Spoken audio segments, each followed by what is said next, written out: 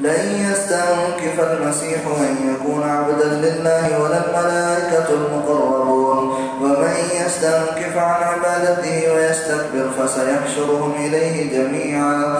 فأما الذين آمنوا وعملوا الصالحات فيوفيهم أجورهم ويزيدهم من فضله وأما الذين استنكفوا واستكبروا فيعذبهم عذابا أليما ولا يجدون لهم من دون الله وليا ولا نصيرا.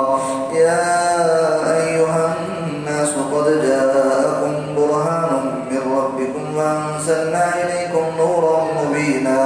فأما الذين آمنوا بالله واعتصموا به فسيدخلهم في رحمة منه وفضل ويهديهم إليه صراطا مستقيما. يستفتونك قل الله يفتيكم في الكلالة إن امرؤ هلك ليس له ولد وله أخت فلها نصف ما ترك وهو يرثها إن لم يكن لها ولد فإن كانت اثنتين فلهما الثلثان مما ترك وإن كانوا إخوة رجالا ونساء فللذكر مثل حظ الأنثيين. يبين الله لكم أن تضلوا والله بكل شيء عليم. يا أيها الذين آمنوا أوفوا بالعقود. أحلت لكم بهيمة الأنعام إلا ما يتلى عليكم غير محل الصيد وأنتم حرم إن الله يحكم ما يريد. يا أيها الذين آمنوا لا تحلوا شعائر الله ولا الشهر الحرام ولا الهدي ولا القلائد ولا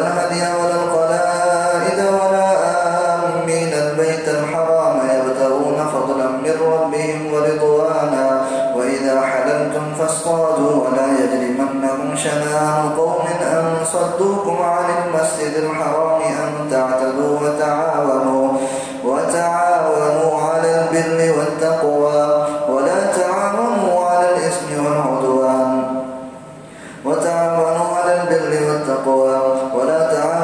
الإثم والعدوان واتقوا الله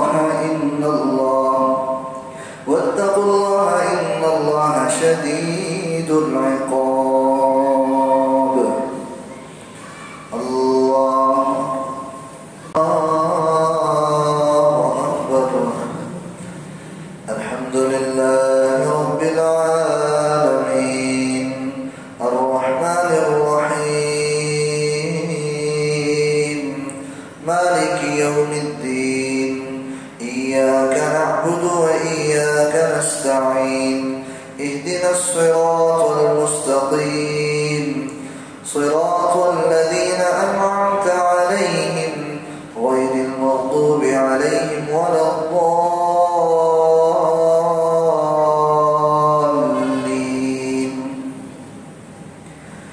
حرمت عليكم الميتة والدم ولحم الخنزير وما أهل لغير الله به والمنخنقة والموقوذة والمتردية والنطيحة وما أكل السبع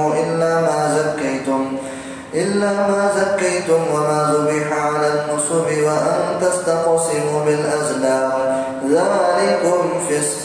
اليوم يئس الذين كفروا من دينكم فلا تخشوهم واخشون اليوم أكملت لكم دينكم وأتممت عليكم نعمتي ورضيت لكم الإسلام دينا.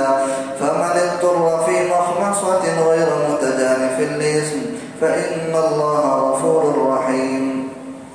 يسألونك ماذا أحل لهم قل أحل لكم الطيبات وما علمتم من الجوارح مكلبين تعلمونهن مما علمكم الله فكلوا مما أمسكنا عليكم واذكروا اسم الله عليه واتقوا الله إن الله سريع الحساب.